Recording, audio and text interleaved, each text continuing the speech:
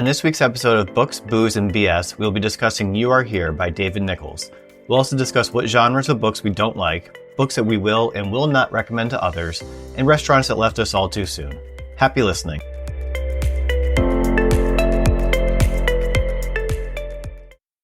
Welcome to this week's episode of Books, Booze, and Bullshit podcast. I'm your host, Mike Jakubowski, and today I'm joined by returning friends Sarah and Celeste, and Brendan is making his debut in the podcast. He's also my husband, so he may feel obligated to participate, so be kind to him in the reviews. I've asked Sarah and Celeste to come up with one fun fact each, so Brendan didn't feel left out this week. So, Sarah, what is your bonus fun fact? So my fun fact for today is that in the 1980s, most girls had the caboodles case that was filled with makeup and nail polish and pretty things. Mine was filled with my rock collection, and it still is to this day, which relates to the book. Is this rock collection in your house or in Rick's house? It is currently in my house. Nothing is left in my dad's house. Can you say the same about Steph? No. But yes, no, my rock collection lives in my house, and it's in my office closet, much to Craig's dismay. Celeste, bonus fun fact? Sarah just killed me with that fact. Okay, so my bonus fact, since you're making me come up with something, is that I ran a race this weekend and I failed completely because I only did 56 miles. Only? Oh. I was trying for 100. I got sick and hurt my leg and quit. So there you go. How are you feeling now? Oh, I'm fine. I screwed up a toenail, but that's just common for me. I'm still tired. I got like 2 hours of sleep since Thursday. So I have ultra brain, so when I don't make sense, just roll with it. All right, Brendan, you're up for your fun facts. Yay. Well, first, I ran this weekend and I did 57 miles before I crapped out. That sounds absolutely awful. So I guess the first is really going to date myself with this, but I was one of the few people to get an Emmy statue when I worked at AOL. And back in 2005, we had the Live 8 worldwide concert coverage. So we've got an Emmy in our house with my name on it, which was always a little fun party item. Also, back in my AOL days, I had a wonderful picture taken with the one and only Kelly Clarkson. And it looked like we went to JCPenney for a photo shoot. So it was too perfect to not do something with, and it became a Christmas card that got sent out, which I absolutely love and have a few copies left to this day. And last, I'm actually newer to reading as an adult. In between graduating college and 2023, which was really just a couple years, I had maybe a 4 to 5 book count total that a couple of years ago Mike just wore me down, and now here I am. And this year alone, I'm at 118. Nice. Oh, you little dorky reader. I love it. He's even ahead of me this year. I think I'm at like 95. I'm going to shut up. Yeah, I know. Celeste is over 1,000. Yeah, but also, if you ever say anything about you being old, the three of you, I will destroy you. Like, you guys are young enough to be my fucking kids, so stop. I want to see the math on that, because that is definitely not true. It's close enough. So, important activities for a Monday night. What is everyone drinking tonight? Sarah, what are you partaking in? I'm having a Boddington's ale from Britain, since the book is set there. Oh, I didn't even think about doing a British drink. Yeah, Catherine suggested getting Boddington's because she knows I love it. Very nice. Celeste? I am once again doing Smirnoff Ice Pink Lemonade. You may mock me. It's acceptable. Well, I'm actually, so in a sports nerd alert, I'm in a fantasy football league where if you have a player who scores 0 points, you have to take a video of yourself chugging a Smirnoff Ice before the next week's games begin.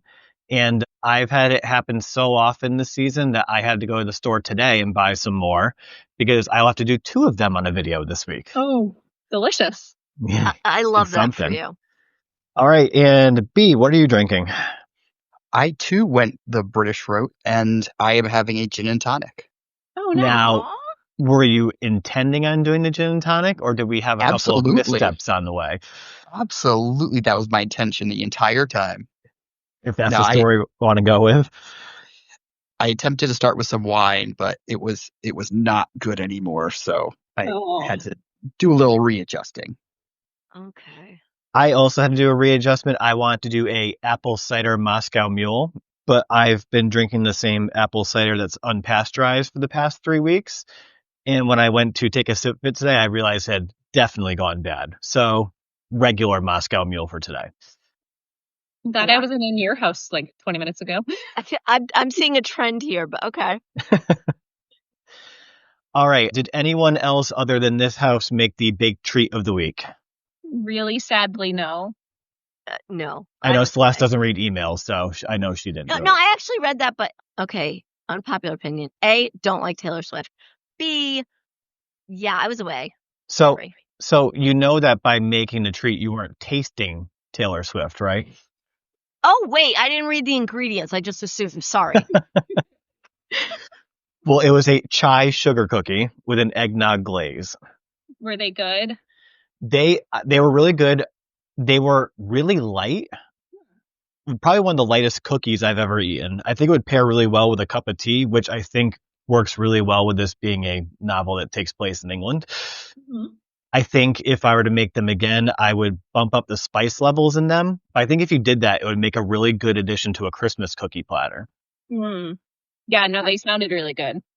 B, what do you think of the cookies? I thought they were good. They did remind me a lot of a very, very, very light shortbread. So it was very crumbly.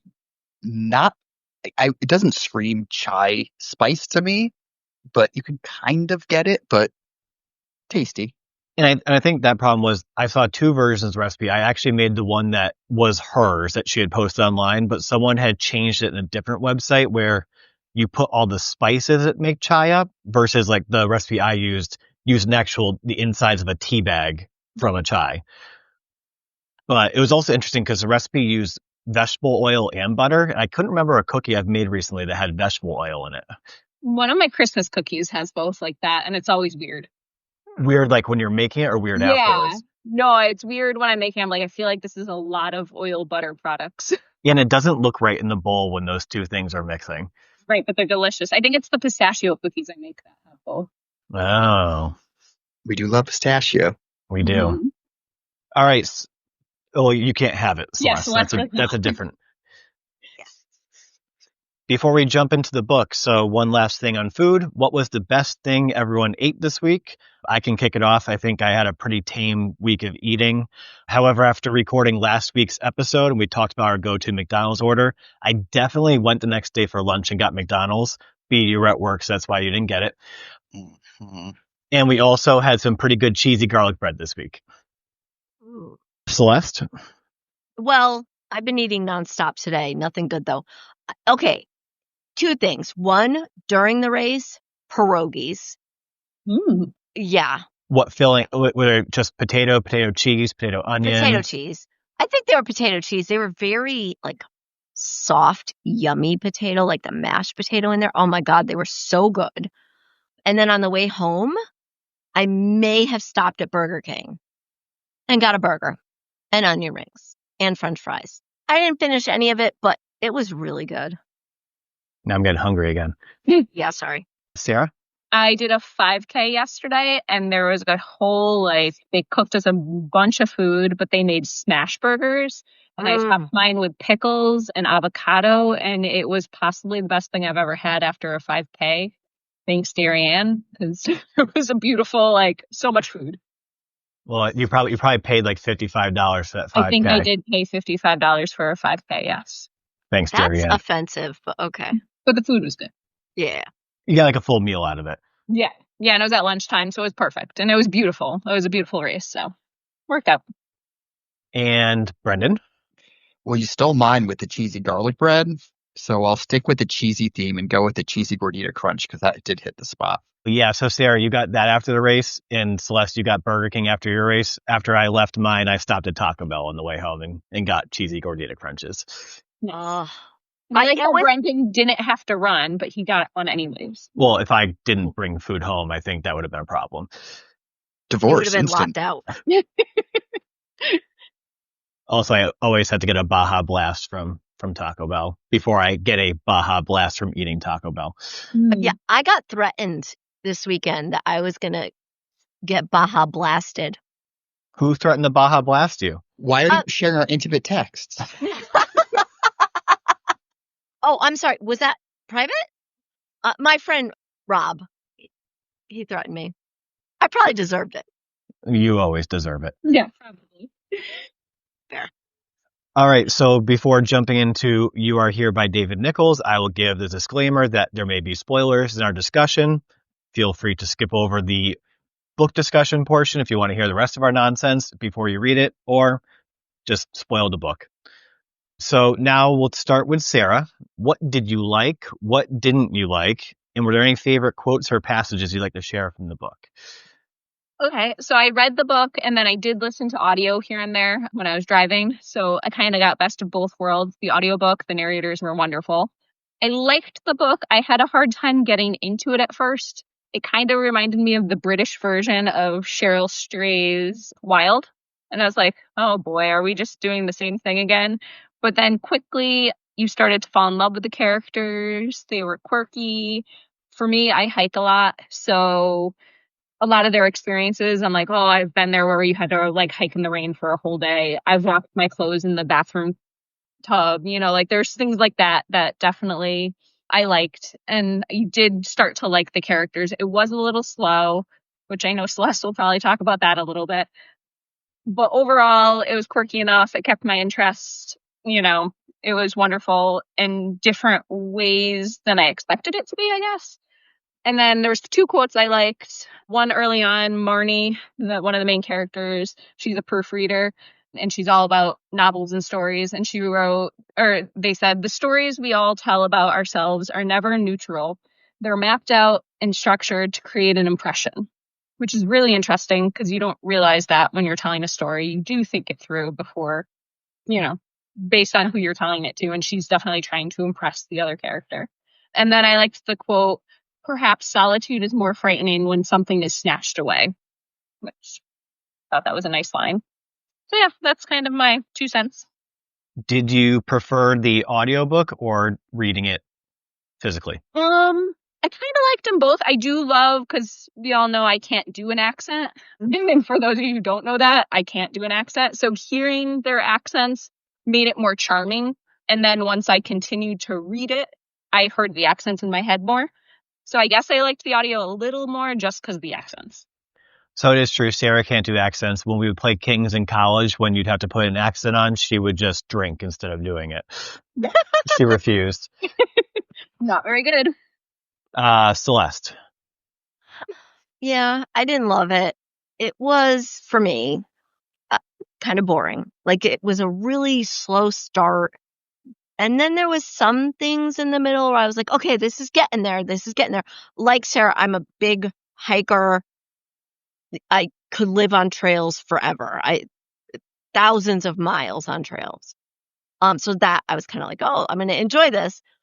It just, I don't know. It just kind of, I never fell in love with the characters. They were frustrating me. Mm-hmm. I don't know. It wasn't a bad book. I guess it just wasn't my book. I was going to say, this is a little different than your normal read. Yeah, it was. And I like sometimes like I give you shit, Mike, about like books with feelings. But even like I get pissed if you make me have feelings, but I could still like, okay, that was a really good book. And this, I guess, maybe didn't give me any feelings, except frustration. At the end, I was like, how the fuck is this the end of a book? I agree with that. That's the biggest thing. I literally wrote that, how is this over right now? I'm like going, so I listened to the audio because again, I was away this weekend, so I was listening to it driving. And I'm like, I finally finished it today when I was picking up my son and I'm sitting waiting for him at school. And I'm like, did that just end? I'm like, wait, what? Because I'm looking as the time's going down on what's left. And I'm like, how are they going to wrap it up? And I feel like it wasn't wrapped up. No, they definitely left it open, like, for a lot of possibilities. And I didn't like that because we just had to struggle through it for a while. But also Right, left like, it open in a way like there's not going to be a follow-up book, so it's always going to be a mystery.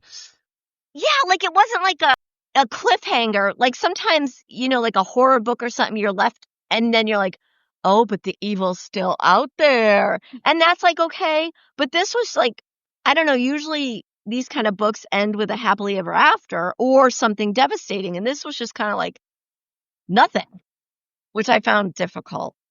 But one line that I stopped, rewound it so I could get the quote was, "The valley was alive with dogs." Ooh. That part was lovely. Yeah, I also pointed that one out. I was like, there is nothing I would think would be better that randomly happened on a hike than have like 100 dogs come marching over a hill towards you. Oh, that's like one of my like nightmares. Are you kidding? That's a dream come true. I don't like a rogue dog in the woods. We came across a pack of wild dogs when we were out in Arizona. I don't remember if we were in Arizona or Utah, but a pack of wild dogs came up to us in a parking lot, and Danny and I were just like, how do we not just put them all in the car? I'm surprised you don't have them all home now. Only because I was like across the country. Well, how am I going to get them here? And 3 of them were puppies. Oh. Yeah, that was one of the best things that ever happened to me. By the way, I do like dogs. I just don't like random dogs in the woods. They just make me nervous. Okay. I would go up and pet a random bear in the woods. So. And then we never saw Celeste again. Oh, no, that's how I'm dying. I'm okay with it. Yeah. All right. So yeah, so not my favorite book. And Brendan? I thought it was good. I'm somewhere in between on this. I didn't dislike it as much as Celeste. Maybe Sarah and I are kind of on a similar footing here.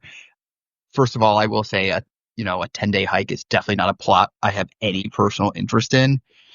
A 10-day, find yourself wine tasting journey, I'm in, but a hike in gross wet weather, I'm good. One thing I thought was interesting, and it's very different than some of the books that I do read when, thinking about like the Emily Henrys of the world, is that I felt like it was probably a more realistic to life picture of a relationship. So there wasn't like an instant unbreakable attraction when they first met there until, the ridiculous third act breakup.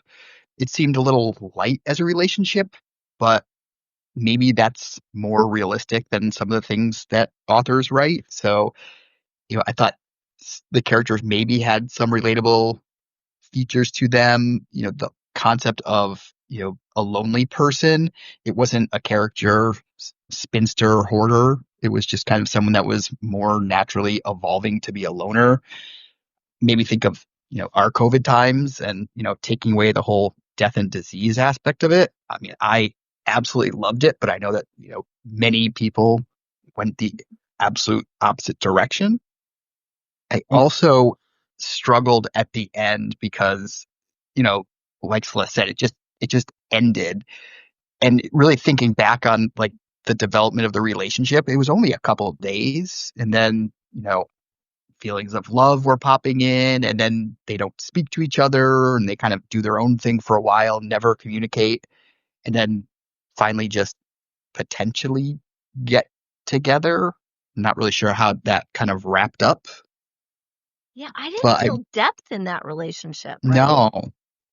Yeah, And I thought it was interesting because I haven't read any of his other books, but Mike and I did watch One Day on Netflix, and I felt that maybe the casting was off on that show because I just felt that there was really no connection and no spark between the characters, but maybe it's just his writing and not the casting, and I owe Netflix an apology note on that, but it was just a little bit of a lack of a chemistry, and maybe it just almost felt like they were settling because it was someone nearby, not someone truly special.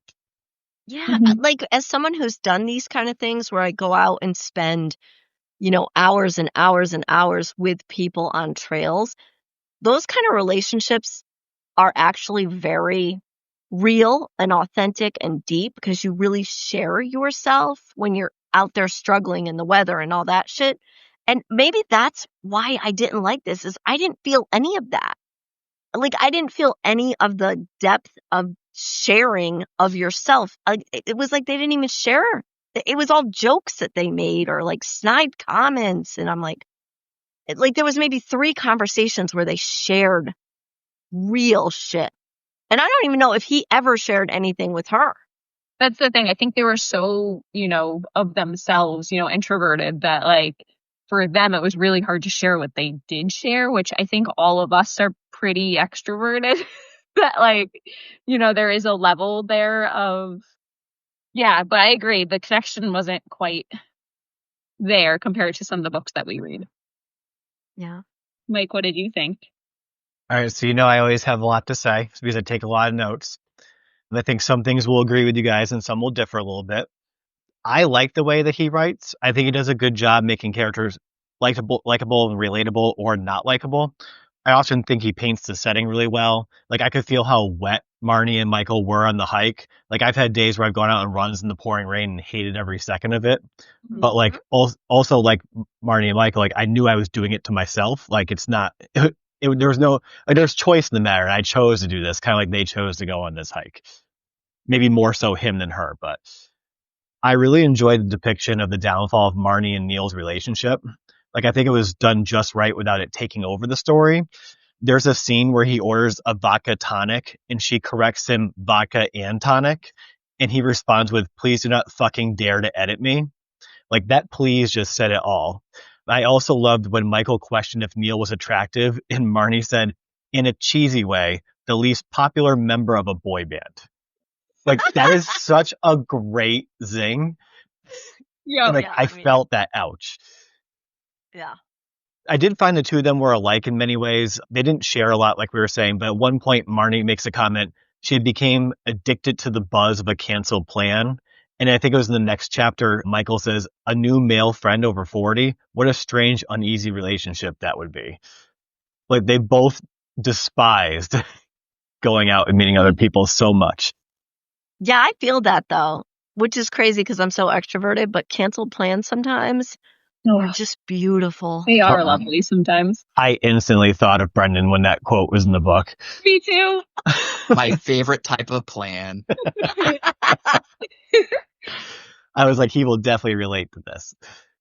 After, he was just talking about COVID time. We didn't have to leave the house for like 2 years. Oh, it's lovely. Mhm. I don't mind leaving the house as long as I don't have to like, I don't know, put on clothes. Like real clothes. I don't mean like. Celeste walks around in the nude. Yeah, no. Fangs hanging out. If I can throw my hair in a bun and like sweatpants, I'm in. But you mean I gotta like shower and put on makeup? Like, no, thanks. I enjoyed when Conrad and Marnie were talking and they're talking about reading. And he said, "I don't like wasting time on things that are made up." Like I immediately thought, ew. And then was really disappointed in Marnie that she didn't have like a good witty comeback. Like there was in that paragraph, she debated something, but didn't go like with something witty. But then when she ultimately decides to meet back up with him after the hike, and you could tell like it's not going anywhere, and she puts the prawns on her fingers like a manicure and starts like dancing them around. Like I laughed out loud. I'm like, I knew like she knew in that moment that it wasn't going anywhere. So she just made the best of the situation. Or she's just crazy. That could also be. Like, was she still trying to impress him and thought maybe that was going to do it? Does that not do it for anyone on this call? Oh, Prawn fingers? I would. She'd be my best friend. Yeah. Yeah. But I liked her. Conrad was like I don't know. I was like, ew. Now, I didn't like him. Brendan, what if someone did that to you with bugles on their fingers? Oh, I eat them. Absolutely. Instant spark. Right. Bugles or olives, those two are allowed. Oh, Olives are gross. Olives are gross. sorry. So are babe. bugles, sorry. Wait, did you say you don't like bugles or you like bugles? I don't. Blasphemy. Toddler. Come on. Anyways, back to the book and not Celeste's terrible opinions. This is one of my favorite parts in the book. So we all overpack for vacations. I think men in general pack double, if not more, the underwear to days ratio because they're all afraid of shitting their pants on vacation. Like, I always have at least like 4 spare pairs of underwear on a trip. Do the same thing. Okay, good. Because when Michael questioned her why she packed 12 pairs of pants for 4 days, and she said, maybe I worried I might shit myself 4 times a day. Like, I felt heard. Like, that was like, it justified my packing. No, I That feel definitely that. got a highlight from me. And I I immediately actually, thought of both of you guys when I read that. so Brennan and I had started reading it at separate times, but I caught up to him and we both laughed within like a 10-second difference. And it was that line. Like we both had read that within like seconds of each other. It's magical. Yeah. That's amazing. All right. So then I'll get into a couple of the quotes that I liked. There's a scene very early on before she's on the hike when Marnie goes, there you are. She bantered with the corkscrew, waving its arms in the air. Who hasn't done that with a corkscrew? Love that. Only psychopaths would not do that. This one, it started out as what seemed like a nice quote, then went off the rails real quick. She dreamt of clear forest streams, lofty parapets of granite, red squirrels in their high heels with their hot, soft mouths. Like, what? I don't remember that at all. Well, because I don't either. When was she was reading the book, like she was proofreading the book with like all the orgies and everything, and so the nature and the orgies kind of combined. It was great. Yeah, she was like falling asleep like when this, I think it was like the end of a chapter when this sentence was in the book.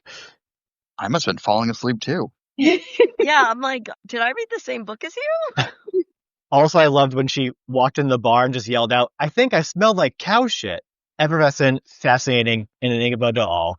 I think I would like her as a friend, though. Yeah. I loved how cringy she got when she was trying to be effervescent. Like, it Yeah. just was you could tell she just saved up a bunch of energy and it just always went wrong. It backfired immediately. And she was so sweary. I liked all of her swears. Yes. Yeah. The quaint inn creaked and groaned, and through thin walls real ale drinkers snored and farted, fiberglass duvets billowing like sails.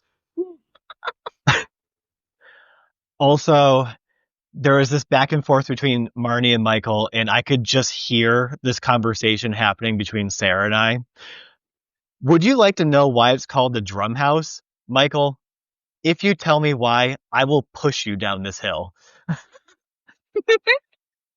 Who is who in that conversation? She was going to push him down the hill, and I think you would push me down the hill. Can I video? Of course. Okay, thank you. And then my last one, it's not a funny quote, but it was one I kind of related to a little bit. So it was on not having kids and dealing with people who feel sorry for Marnie or pass judgment on her for not having kids. When she says, you don't have kids, why can't you speak Portuguese? Do I have to have hobbies and projects and lovers? Do I have to excel? Can't I just be happy or unhappy, just mess around and read and waste time and be unfulfilled by myself? I just felt there were so much relatable things in that quote as someone who doesn't have kids. Like, people at work will talk about their weekends and all their things they have scheduled with their kids. And when it comes around to you, childless, sometimes like there's look of disbelief in their face, or maybe it's jealousy. Like when I say like, oh, I read a bunch this weekend, threw back a bunch of wine with the winos, and then laid on the couch watching football all day on Sunday. Like, is any of that impressive? No, but maybe it is. But is that the type of weekend I need after working all week? It's a choice I have because of my life choices. Like, absolutely. Yep. And it makes you happy. Yep. Yeah, I think there is an underlying, not fair, but like almost judgment, like there, like that you should have kids when that's not the case. That has to be an individual decision. Or you should be able to speak Portuguese, one or the other. Yeah. Right. because the Portuguese is definitely the one language that'll come the most handy. Of course. Any other comments before I go into some questions about the book? I don't think so. Not No. for me. Go for it. All right. So I think it was mentioned we have some hikers in the group on the call today. Do you, Sorry, Brendan. for those who do hike, do you prefer solo or group adventures? And does that opinion change if it's someone that has no experience hiking? I'll start with Sarah. I do not want to walk in the woods alone. I'll leave that to Celeste. So I'm always, I mean, me and my husband, we hike a lot. I do like kind of smaller groups, but I've been on big groups with like, things you sign up for and you go on outings and it's always a good time. And I've also been on hikes when, like, I went on a hike with a friend who was like her first time hiking and it was wonderful. Like, it was such a delight. She was a trooper. She made it. And I enjoy that too. I guess I just enjoy people. So I Ew. guess it depends also, it wasn't like a serious hike we were on. We were like, it was just a weekend day and we were having fun. So, but yeah, so I enjoy, a couple people and just getting lost in the woods. It's fun. Celeste? I enjoy both. My solo, because I do spend a lot of time out in the woods alone. And a lot of times sometimes it's just because I don't work. So, I'm going during the day when everyone else is at work. But sometimes it's how I recharge and like deal with stress or life or whatever. But then there are times where I will spend, days out there with friends. And I love that too. I do love the conversations and the silliness that can happen out there. So yeah, I guess both. Would you rather have Brendan or I on the hike with you? The evil part of me says Brendan because he would suffer with the shit I do. But, can I just take both of you and watch you both die? Like, that would be fun. I guess I'll allow you to let us both suffer. Okay. Listen, I'll buy you McDonald's on the way home. Unlimited? Ooh. Not unlimited, but, my husband will buy you McDonald's on the way home. It won't be the first time. Thanks, Chris. Not. Yeah, no, and I don't mind like newbies and I do have a problem with people that go out in the woods that have no business being out there. Mhm. In that The wrong type of shoes. yeah, like they're not taking safety concerns into account. And the main reason, it's all well and good to go out in the woods and have fun and it's great exercise and all that. But if you put yourself in a position where you then have to be rescued, Yeah. you're putting other people's life in danger. And that's just not acceptable to me. Or if you're like, like littering and shit like that, that's unacceptable, or doing stuff you're not supposed to be out there. But if you're genuinely wanting to learn and going out there for the experience and you're with someone who has that kind of experience, yeah, newbies are great. Yeah. So it's odd that we've read back-to-back books about hikes. So you'd like the people from this book and not the last week's book. Yeah, I mean, I don't even remember his name, the first guy that died in last week's. But the rest of them were all kind of assholes. Hutch. Yeah, Hutch. I liked Hutch the best out of all them. And that's why he This died one- first. Yeah, right? He was also the good-looking one in the movie I never saw.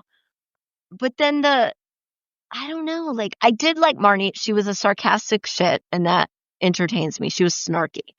It's not that I disliked, I guess I like them both. It's like their relationship wasn't deep enough. And so, Like, you said something about them, like, it being authentic because they didn't fall in love immediately, which is true, but it's like they almost didn't do enough to fall in love either. Yeah, they held back a lot. Yeah. Yeah, like, But they had that one drunken makeout session. Yeah, I with mean- the old lady that stopped them. and I think that's one of the things, like, a lot of romance novels take place over an extended period of time. It was a little unbelievable on this week-long hike that I got to that point. So and it wasn't even a week-long hike that they were together. At first, it was other people there, and they were supposed to be hooked up with other people, and so like they didn't even. Celeste said it though. There is magic that happens when you're out on a like trip like that, where they're like you're forced almost to connect, and maybe there was some sort of random spark. But yeah, I don't know. They But should have I put that in the book. Yeah, that right there. That's exactly it. Like, unless you have that experience and you know about it, how would you know? Right. Because there was nowhere in there that it was like, okay, yeah, we spent, and I don't even remember how many miles they were doing. It wasn't that many. Well, We're for like- you. I did like when they played the music game. Like, that was a cool thing. That was a cute get to know me part. Yeah. Right. So, like, I'm like, they had to have done a few more things like that, maybe, that we just didn't know about. But yeah, I don't know. It felt a little reaching, some of it. Yeah. Then you're gonna take a field trip to go maybe see a woman. Like, you're gonna plan a whole field trip, go see a woman that you haven't spoke to in months. 18 months they hadn't seen each other. Yeah, that's a long time. Yeah, like, And she's what? dating someone else. And he was dating someone else. Like, he broke up with somebody to go see this woman he hasn't seen in a year and a half. But maybe that's the whole, they were still thinking of each other and they realized they missed out on a good opportunity. Yeah, there are phones. Oh, I'm sorry. I was saying about him going to see the separated wife after 18 months. Like, making that trip about going to see her at the end. Yeah, that was cringy. Oh, yeah, the 18 months of not seeing your wife. First of all, why are you not divorced at that point? Like, or even divorce proceedings. She's pregnant with another guy's child, and like, you haven't even started divorcing? Well, he didn't know until she showed up at the hotel. What? But she didn't start divorce procedures? Yeah. You know what I mean? Like, there was just a few things like that where you're like, it just didn't add up. I Right. don't know. Is So- that very Again, it British wasn't of them? horrible. That's what, like, I like wonder if there's some Britishness in here. We need a Brit to Yeah. weigh in. Maybe.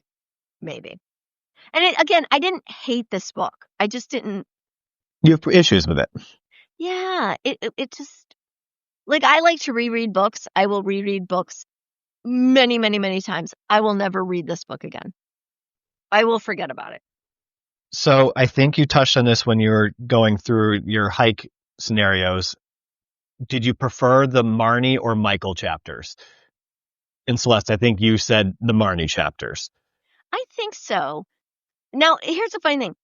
I think I liked her. I liked her snarkiness. I found her entertaining.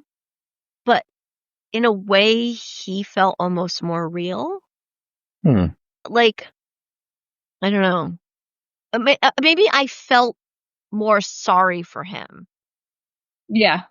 right? Too. Yeah, because he had trauma, and he had, which they really barely touched on.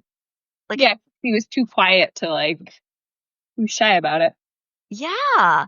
And then, I mean, how would that affect him? Like, there was kind of hints, like, was that the reason the marriage broke up?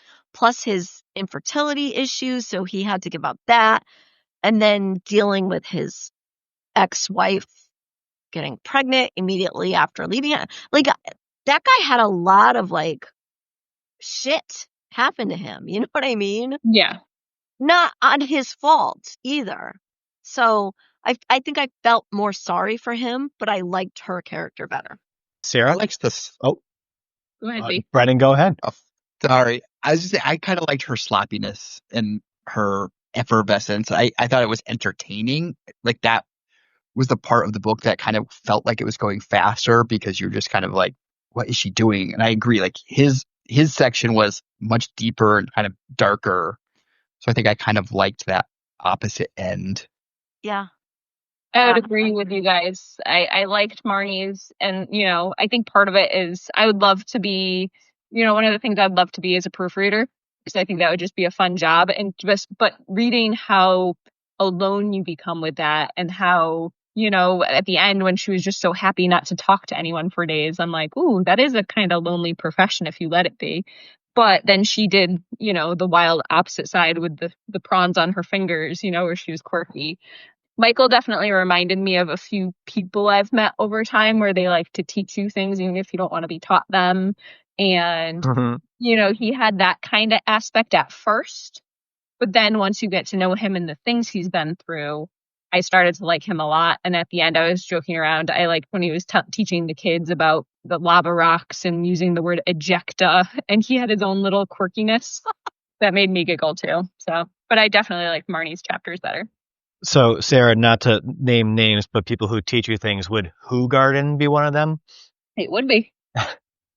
Brendan loved that. Oh, yeah. And I agree with the group. I think I enjoyed Marnie's chapters more just because I liked her more as a character. I think there was just many things from Michael's side where they could have went into it more or sooner. Because I think, like, Brendan would ask me multiple times, like, I think the first time the assault's mentioned, he was like, what is this? And I'm like, just keep reading. It'll go into more detail. But then It there took a was also while. the assault and the breakdown, but like, was that the same thing? Like, did he get assaulted so he kind of broke down, or did he have a breakdown separately? Like, it was never very clear and it was very vague the way he talked about it. I Yeah. agree. You just needed a little bit of therapy, I think. It kind of left you like, this guy has depth and you didn't give me any of it, Mm-hmm. you know? Which is funny because she was more superficial in some ways, but funnier. Yeah. And she also shared more of herself, so you would think that you'd get more depth with her, but he was the one with the depth, I think. Agreed. Yeah. So, did anyone pick out actors to play Marnie and Michael? And I can go first if people need a few more seconds to think about it. You go. I hadn't thought of anyone, but when you sent I knew it was coming, so I thought about it today. And the only people I can think of was Emily Blunt, maybe, and younger Ewan McGregor. Interesting. Okay. Brendan? I also really struggled with this, and I did try and cheat to see if this was being adapted to see who they cast so I can get it in my head. And I think part of it was like the way they developed the characters, it was so slow that I was struggling picking people. So like when it was Marnie's first chapter, I was thinking it was Daisy Edgar Jones in my head. But then it was like, whoa, she's way too young for this. And I couldn't pick a good one. For Michael, I was thinking maybe Andrew Garfield. And then a little bit, I think because nobody wants this promos everywhere, I was thinking Adam Brody and Kristen Bell if it went very Americanized, but I didn't really settle on a really good casting. Celeste? I don't know. When you just asked it, I didn't think about it before. But when you just asked it, no man popped in my head. But for Marnie, do you ever see the original British Broadchurch with Michael Tennant? I mean, David Tennant. I know David Tennant from, Doctor Who. no, Jessica Jones. Oh, yeah. Okay. Well, anyway, the woman, the lead in Broadchurch, and I don't know her name. But she was also in Doctor Who. She was in a bunch of stuff. She's a popular Olivia British Colman? actress. What? Olivia Colman? Is that her name? I just pictured her. Interesting. No, I don't know why, but I don't know. Now I gotta look and see if that's her name. Hold on. You guys discuss among yourselves. Yes, Olivia Colman. That's who I thought of. Yeah. So I will say I did initially try to stick to English, Irish, Scottish actors. But before I tried to stick to that, the first person who came to mind for a guy was Oscar Isaac. Oh, that's a good one. But he's But American. he's gotta get grungy. Well, Right. he does in some roles. He has like a big beard. I think that's Yeah. what led me to that. But then when I was like, okay, maybe I should stick to English, Irish, Scottish actors, I was torn between two for Michael. It was either Tom Hardy or James McAvoy. Okay. And then for Marnie, I went with Carey Mulligan. I don't know who that is. I like that I'm I writing will it say- down. Look her up. I will say I actually did think of James McAvoy at one point. I didn't go with it, but I did think of him for that. right. Okay. I'll consider that casting a success then. Done. Would you read anything else from this author? Or have you read anything else from this author? B, I know you haven't. I I have have not.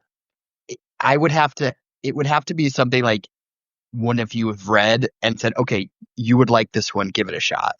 I wouldn't close the door on it, but it wouldn't be my first go-to. Celeste? Yeah, I'm gonna say exactly what he said. Like, I'm not gonna go out and look for one of his books, but if you were to say, okay, this one was a lot better and whatever, I'm not anti. It's just that there's so many books out there that I would rather read. I'm not going to go search for one of his books.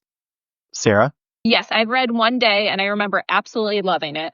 I've never watched the movie, so I don't know how it compares. But I think I would definitely read another one of his. I do really like his writing style, and I like the subtle, dry humor of it. The characters weren't in it for this book for me, but I've already looked up some of his other ones to decide which one I was going to read if I was to read another one. And like Sarah, I really enjoyed One Day. The book was definitely a lot better than the Netflix TV show. So I think because of that, I would give. Well, I did enjoy this book, but I would definitely give another book a shot from him. Cindy, you guys should read One Day. Yes, you both should read One Day. But Celeste, you might get some feelings. Oh yeah, God, ew. Ugh. I know you love feelings. I like it because I feel like Celeste and B are on the opposite spectrums of books. Oh, absolutely. Are you saying you don't like smut, B? It's not my go-to. He likes feelings. Oh, you like feelings? He does like feelings. I do. Like, well, he likes happy feelings because sometimes I'll recommend a sad book, but he's like, I'm not in the mood for a sad book. Yeah. You gotta be in the right headspace for that.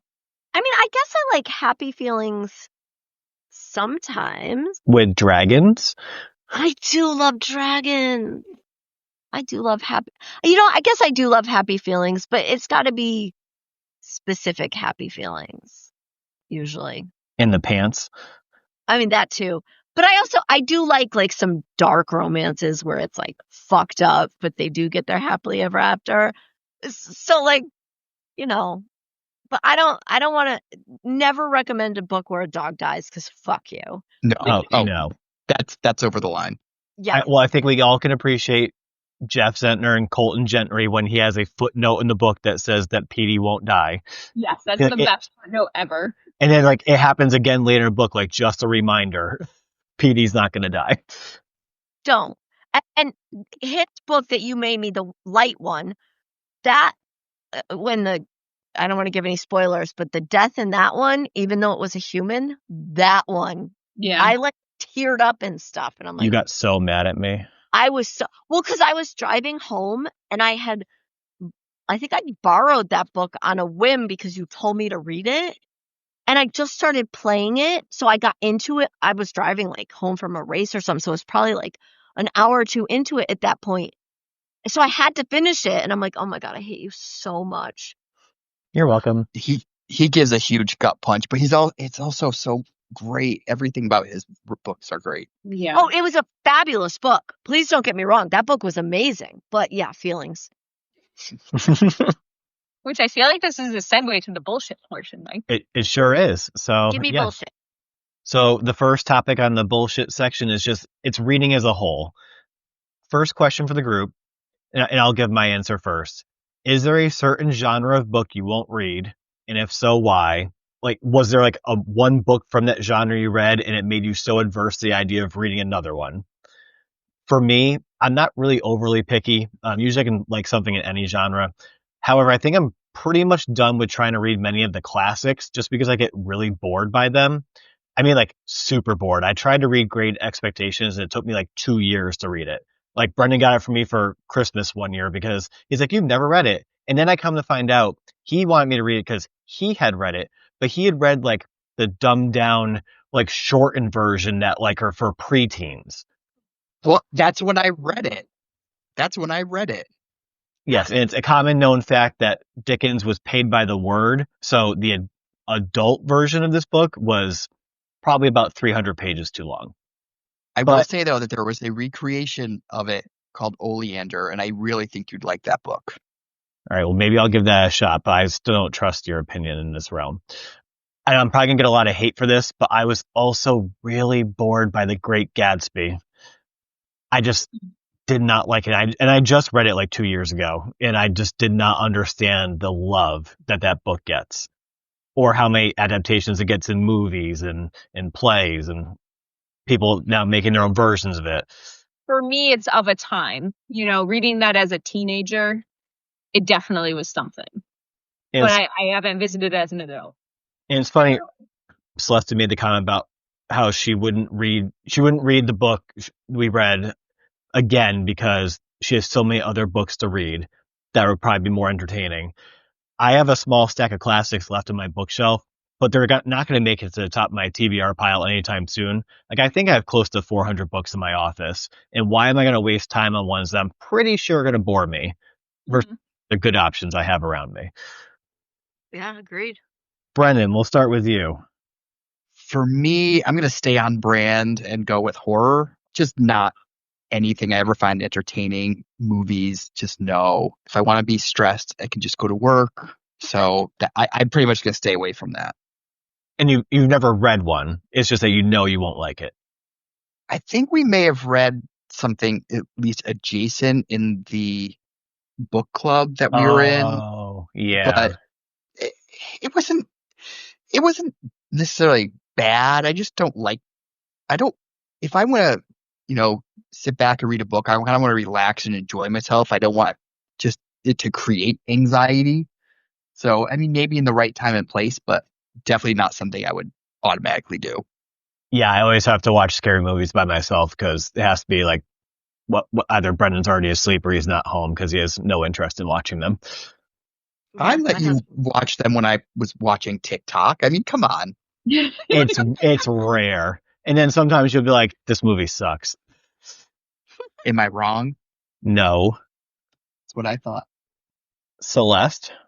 Okay, first of all, I'm going to agree with you.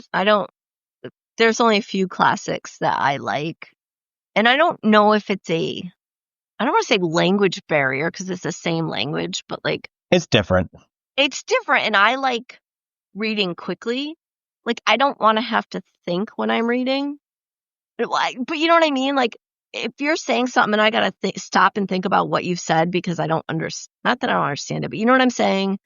Yeah. It's just, I don't love it. Now, there was a few that I've liked, but I'm not going to read those. But the one, like, I do not like self-help books and I will never read them. And I'm not judging anyone who does, but for me, no, thank you. I'm reading for entertainment. Tell me a fucking story. And you know what I mean? And it's funny you mentioned self-help books because there's one that's like super popular right now. I think it's called the Let Them Theory. Oh, I heard about that. And it's just essentially just like placing blame anywhere else other than yourself is the premise of the book. It's like, it's the worst self-help book in the world. Yeah. That's called, you know what I mean? Like that's, I'm going to stop. Yeah, no. Yo. Trash. Perfect, Pete.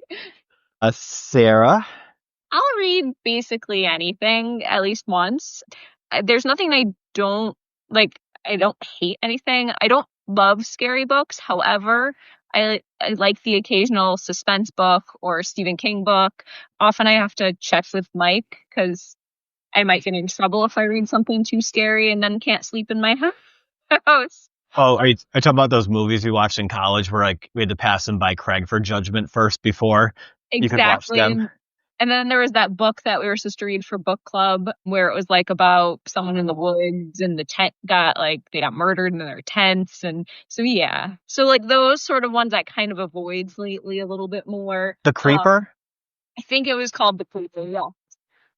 So, yeah. So, adding to the TBR right now. I do like a suspense book, but I do like, if you look at my read list lately, it's a little bit lighter or more historical fiction or memoirs. It's more, happier or life lesson type stuff than scary. Do you ever read Anne Perry? No.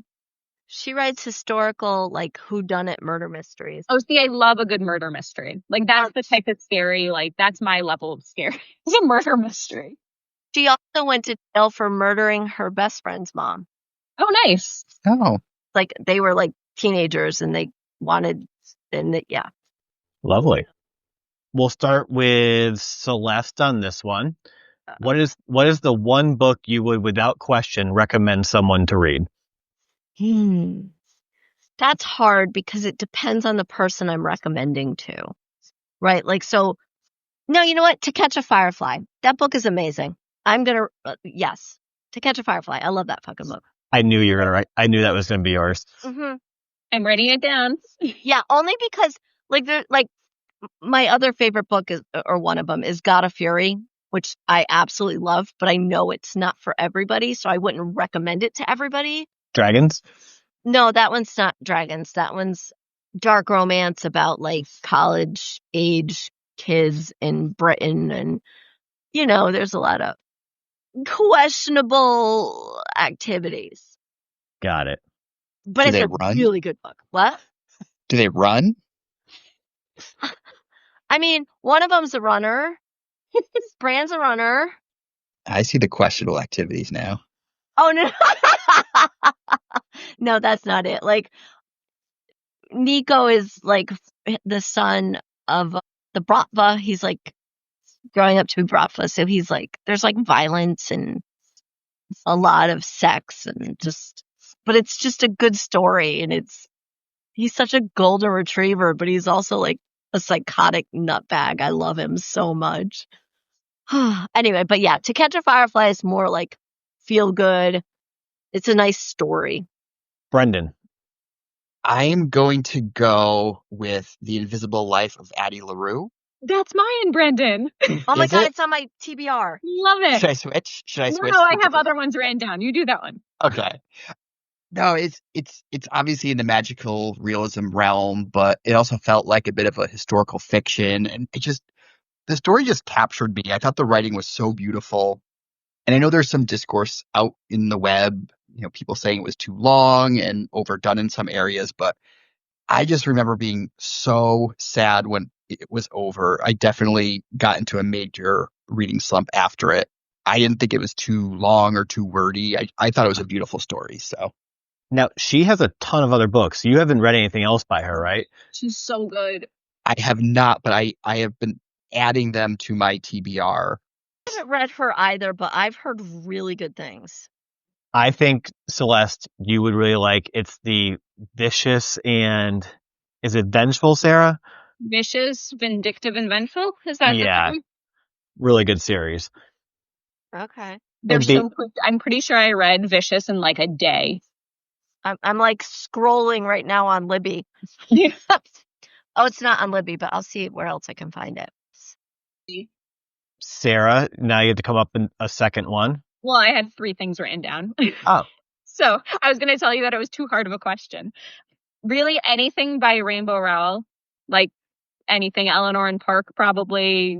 All of her books are just amazing. But I decided for anyone, because I know some people don't like YA. So All the Light We Cannot See, to me, was a brilliant book. And it has the historical fiction, but it has the characters. And that's one of the books that I, like, in recent years, that I really remember, like, wanting my every, like, non-working, non-social life hours reading that book. So I did an adult and a young adult. And Sarah, I think you kind of just did the same thing where you started. So I went adult, and it was really hard to nail down one of hers. I'll recommend any Taylor Jenkins Reid book, but it's going to be Carrie Soto is Back. Oh, so good. Fantastic book. I think I really connected to it, and Brendan will probably roll his eyes. Her comeback journey in the book when I think she was 37, was at the same time I was 37 and training for the Boston Marathon. Like, it was just like, it was a timing thing where I just really connected to the story, but also in typical Taylor Jenkins Reid style, phenomenally written, great characters, gut punch at some point in the book. Celeste would probably hate me for recommending it. Have you read Atmosphere? Yes. It's on my TBR. It's amazing. And It here, sure is. okay, I'm going to give a very not popular opinion. So I loved The Seven Husbands of whatever. Evelyn Hugo. That book was perfection. And here's the part. I did not like, what's her other popular one that everyone's always talking about? Daisy Jones. Did you listen or read it? I listened. Oh, I love the audiobook of Daisy Jones. It wasn't like it was a bad book. I was just like, nah. I don't know. It just didn't hit me. Atmosphere is so different than both of those, I think. Okay, because again, I was like, so it's been on my TBR. I actually have it on hold on Libby. It hasn't come up yet. And I almost bought it at the airport, but I'm like, it was a struggle. It'll give you feels, though, Celeste. Again, I can deal with feels if the book is really, really good. It is. All right. I don't know anyone who's read it who said anything different than that. I still have to read it. I have been holding back on it just because I have not been ready for the gut punch. Oh, that's the one I've been questioning. When I say like you're not ready for a sad book, it's always I'm asking about atmosphere. Yeah. That's the one that my dad walked into our vacation house, and I like literally there was tears like springing from my face, and he goes, "Why are you crying? What's going on?" I'm like, "This book," and he goes, "You're crying like that over a book?" So Yeah, you but know. that tells you something though, right? Yeah, Like if I a book couldn't. can I was get like you there. immobile for a minute. Yeah. So my young adult pick, we've already talked about it, would be In the Wild Light by Jeff Zentner. So good. And then if I need to pick a recent book like released this year, it would be The Favorites by Lane Fargo. No spoilers because I'm in the middle of it right now. I know, but are you listening or are you reading? The audiobook was amazing. I love it. So if that's not on the other two of your lists, definitely add that. I think Brendan has it on a very long wait on Libby. Oh, bought you it. know what? Oh. I have heard of this one. Yeah, it's a good one. I'm listening on Spotify. I think for me, go ahead, Brendan. Who does the audiobook? It's a bunch of voices. It is, but one of them is the one that's voicing Kings of Beacon and Joey. Oh. So I've been trying to figure out who it is in the book.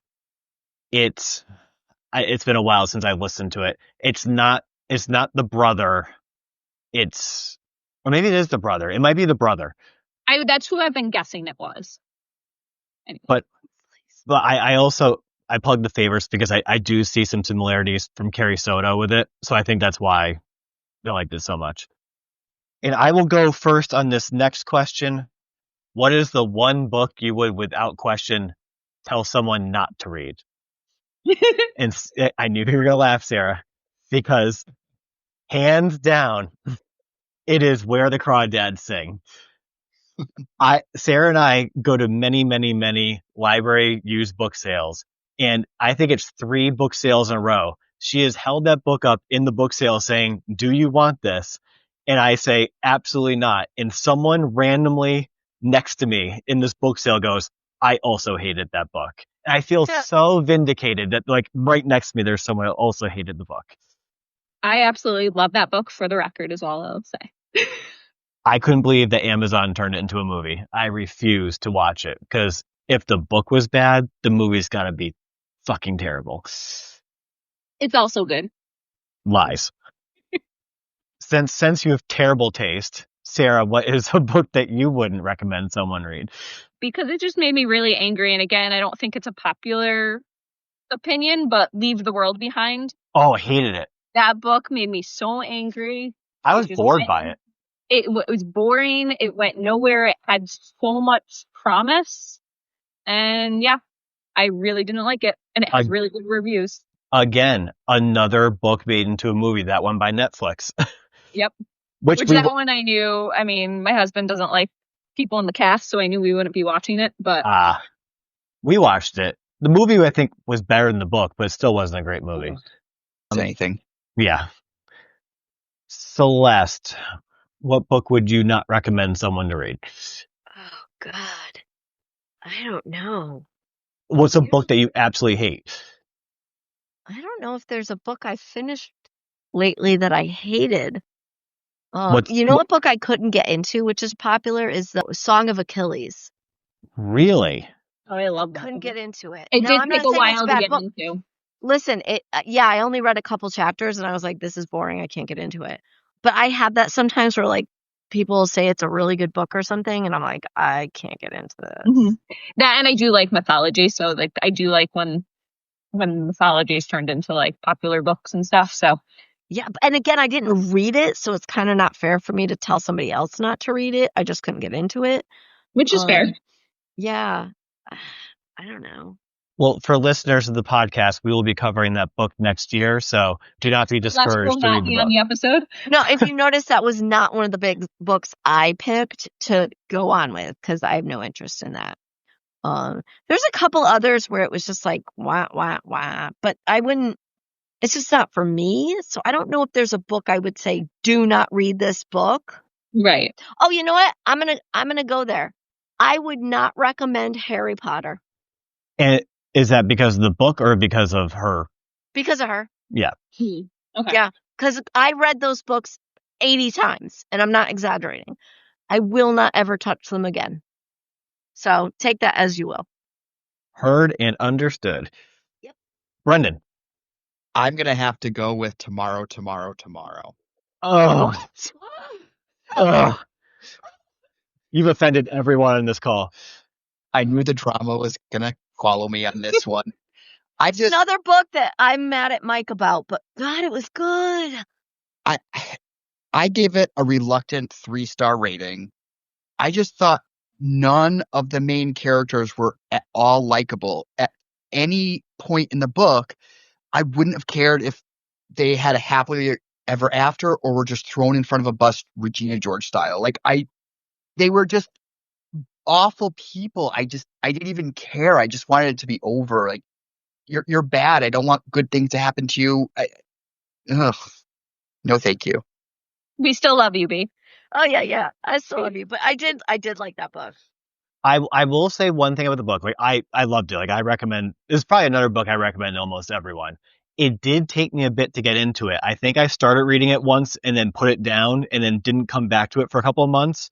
And then we were on a cruise. I think it was our Caribbean cruise, and I was drunk reading one of the chapters where something super sad happens, and I was just like an emotional wreck. I think Brendan came out of the bathroom. He's like, "What's happening?" And I'm like, "Ah." But that was also the only character related thing that I actually enjoyed. And it was like, okay. Yawn. Well, on that terrible opinion, we'll move on to the second topic in our bullshit section, restaurants. And what are 3 restaurants that no longer exist or no longer exist where you live that you would love to eat at least one more time? And if you can remember, what would you order from that place? We'll start with Sarah. My number one is definitely Mortensen's. It's a local family-run restaurant that the ice cream place is still open. However, they closed the restaurant portion. And chicken Caesar wrap and their corned beef Reuben were the best things in the world. I would go there all through college with my mom, and then we went after college with our friends, and gem of a place. So sad it's gone. So that's one. Number 2, our local place that our family goes to in Meriden closed recently, Avanti's restaurant. People still are heartbroken about it, where people are rallying for them to open a new location. And their baked stuffed sole and penne alla vodka were the best things in the world. And last, I'll go with a sort of fast food place. As Mike and B know, I don't do fast food that much, but we used to love Quiznos. And I'm really sad that there aren't any near us. I liked their chopped salad with the pita bread, flatbread things, and that was my fast food. Are you more sad that it's gone for the food or for their delightful commercials? I only vaguely remember the commercials. I really just missed the flatbread things. You don't remember those creepy creatures in the commercials? Not really. All right, everyone's homework leaving this podcast. Look up Quiznos commercials from the early 2000s. Yep, so those are my 3. Celeste? Okay, well, obviously the first one is Fong's. My in-laws had a restaurant for like 30 years and they retired and closed it, and it was so devastating. My father-in-law used to make me this Szechuan chicken, and he made it special. It was so good. And then he made this other thing. We called it the Harley sauce because my niece loved it. The food was so good. But they retired, and now sad face. And then, so there's this restaurant that was outside Boston, and we're talking 25 years ago at least. So I don't remember the name, but they had this chicken parmesan that was so good, and I'll never have it again because I don't even know if it's open. And okay, now this one's off the wall, and this is purely emotional, but Friendly's. Friendly's is still around. Well, not here. We used to have one on the turnpike. Is it really? Yeah. You can order tomorrow. Okay, never mind. The one near here that we used to go to all the time in Cromwell is gone. Yeah, that one's definitely gone. But yeah, no, there's still one on the turnpike somehow. Okay. So we just made Celeste day. She can go now get a super melt. I feel like we should go with her. Oh my Get a God, this is Frimmel. so gross, but I just want like a burger, like plain, nothing on it. I don't even want the fucking roll. I just want the burger with fries and a shit ton of ketchup and black raspberry ice cream with marshmallow topping. Thank you, black raspberry ice cream. Brendan gives me so much hate because I like black raspberry ice cream. Excuse him. Black raspberry Yawn. ice cream is amazing. I love that you're now just yawning. Yawn. Like there was one time that the blue chip creamery was at the athletic game and I got it. He was like, "You chose that." Yes, yes. And now the funny thing is, so when I was pregnant with the middle child, everything made me sick.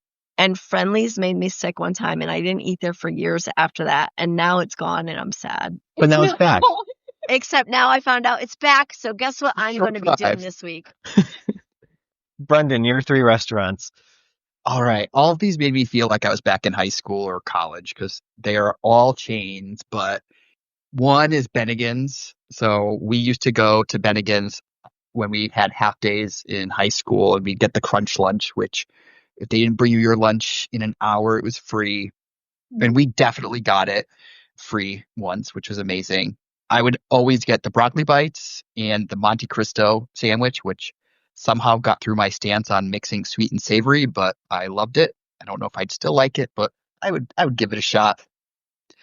Then Houlihan's always would get the peach Long Island iced tea in the big ass cups, and their spinach dip with the lavash was amazing.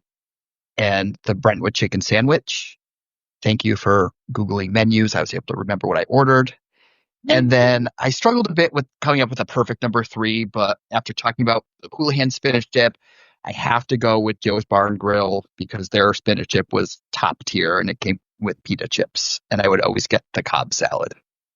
Okay, you're making fun of black raspberry ice cream, and you like spinach dip? It's the best. Spinach dip's delicious.